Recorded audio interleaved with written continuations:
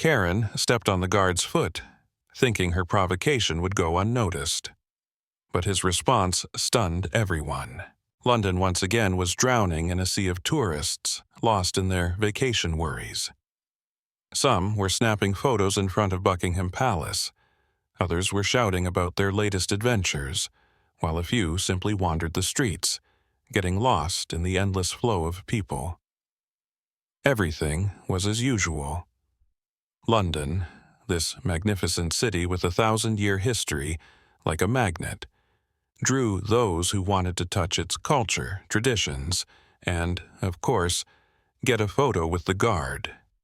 And here he was, a living monument to tradition and resilience. The guard, standing at his post, his red uniform, as always, perfectly straight, his bear skin hat proudly perched on his head. He was the embodiment of British pride and discipline, his stance like an oak, unyielding and firm, as if the crown itself rested on his shoulders. His face, no emotions, not the slightest reaction to the bustling crowd around him, to their antics, their laughter, and outrage. His duty was simple: stand, remain silent, serve. And so, day after day. And the crowd? The crowd wasn't thinking about traditions. It simply existed. All it cared about was the stars of today's show. And strangely enough, the show was number one: how to make the guard lose his cool. And then she appeared. Karen. Heavy-set, in a sloppy, far from elegant dress, with a look on her face as if she had just woken up after a wild party. What was she even doing here? Could she appreciate the grandeur of what stood before her? Of course not. In her world, there was only one rule. She was a tourist. She paid money, so she could do whatever she wanted.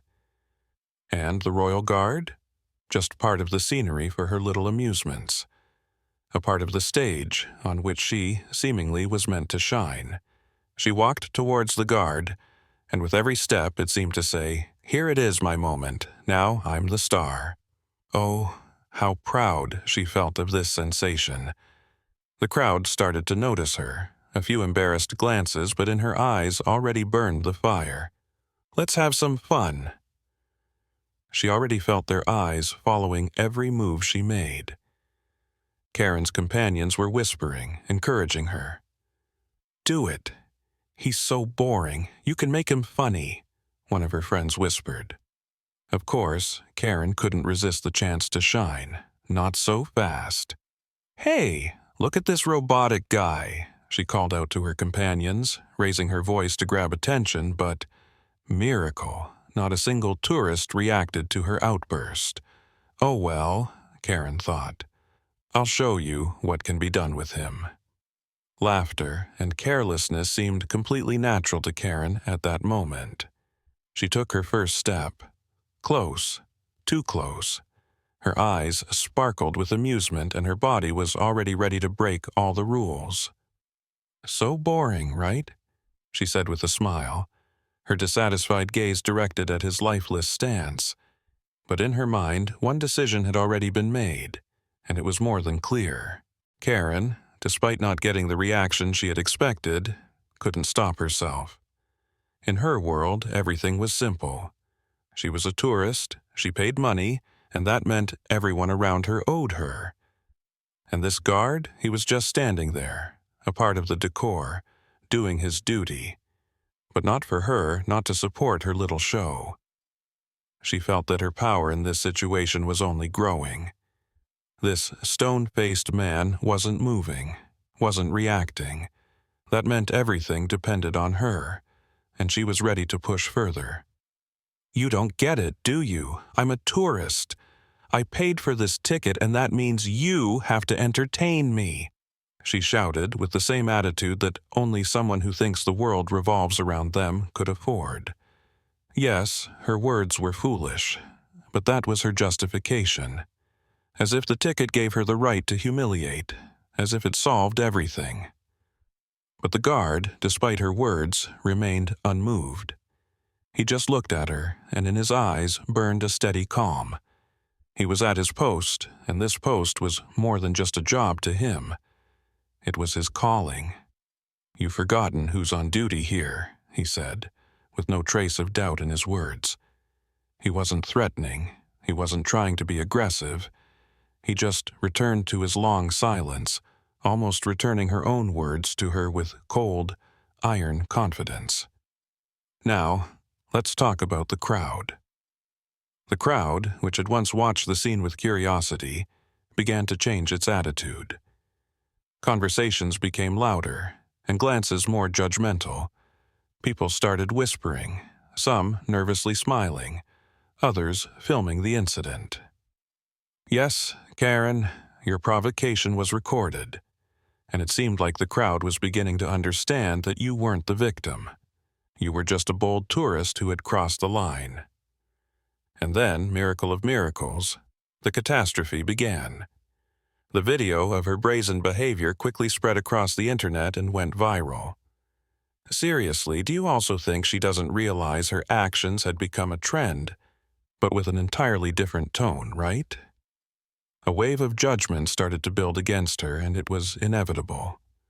This wasn't just a fun incident. It had become a lesson for everyone. The guard showed that dignity and resilience are far stronger than any provocation. And Karen? Well, her face turned as red as an apple. She immediately realized the situation was out of control.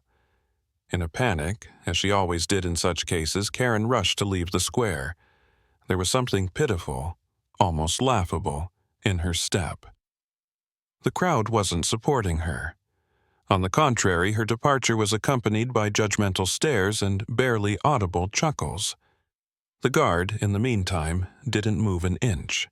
Like a true professional, he stayed at his post, not once breaking his stance. He easily adjusted his hat, slightly raised his head, and returned to his familiar pose. Everything was as it had been. He became almost invisible, as if nothing had happened, but his calmness could not go unadmired. It wasn't forced, it wasn't part of some fake act, it was real. Finally, as if all this had been part of an inevitable script, the crowd erupted into applause. The applause wasn't for Karen, of course. They were applauding the guard.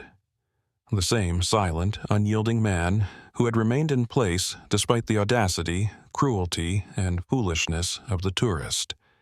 He had become a symbol of honor and dignity, and now his resilience was what stood guard over tradition and respect. In a world where these values are often forgotten, his presence reminded everyone that there are things that cannot be provoked. And maybe that's why these applause rang out so sincerely and loudly. The square in front of Buckingham Palace remained the center of attention. The sun's rays were now sharper, brighter, highlighting every detail on the cobblestones and on the faces of tourists. The shadows cast by the palace's majestic columns had lengthened, adding a sense of tension to the atmosphere. The guard, still unwavering, dressed in his perfect red uniform with golden epaulets, his polished black boots, and his stoic expression, showed no signs of emotion. His gaze was still fixed ahead, completely ignoring the bustling world around him. His posture had become slightly tense, shoulders slightly hunched, neck stiffened, as though he could feel the pressure mounting. Yet he remained unmoved. His duty was simple, to stand firm, no matter the provocation. Karen, a woman with a heavy-set build, dressed in a bright red dress that fluttered in the wind, approached the guard with a clear goal in mind. The crowd was on the verge of an explosion. Everyone was waiting for the show. And Karen, like a seasoned performer, wasted no time. She reveled in every second because, to her, this wasn't just a gesture. It was a challenge. Her eyes gleamed with confidence.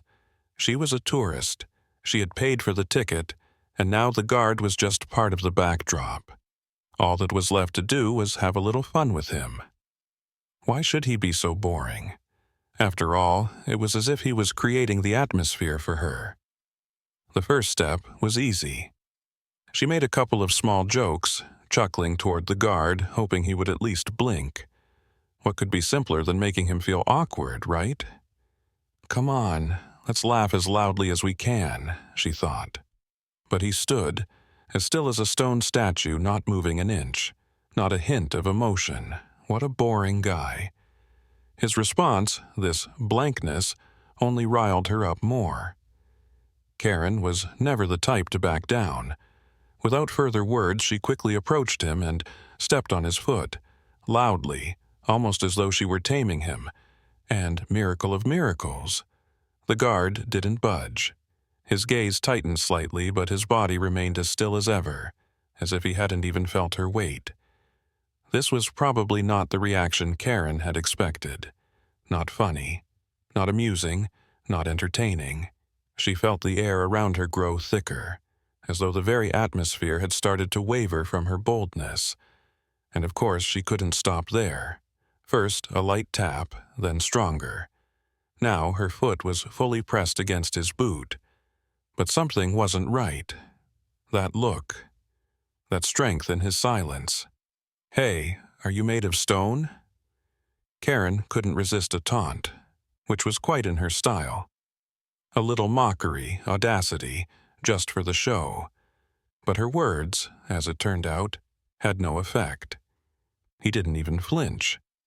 The problem was that the guard didn't see her challenge, didn't think it worth responding to. He was busy with a far more important task, standing still and not giving in to provocations. Oh yes, he was the royal guard. And this man, with his immovable face, had become everything Karen never understood. And then, when the scene seemed to be over and her provocation wasn't yielding any results, Karen stepped forward. She stepped on his foot again, harder. Did she think this might be the turning point? No, she just felt superior, and this reaction was simply the next amusing part of the game.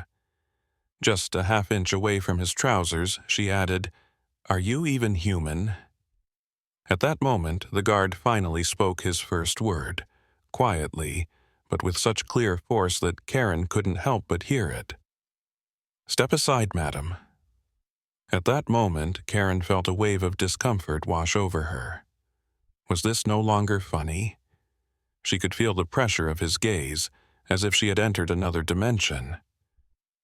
His calmness had become so powerful that it was impossible to ignore. She wasn't just losing. She was crossing the line, not just invading personal space, but breaking the boundaries of respect. In the eyes of the others around her, she could sense astonishment. Not support, not approval, and that was her first mistake.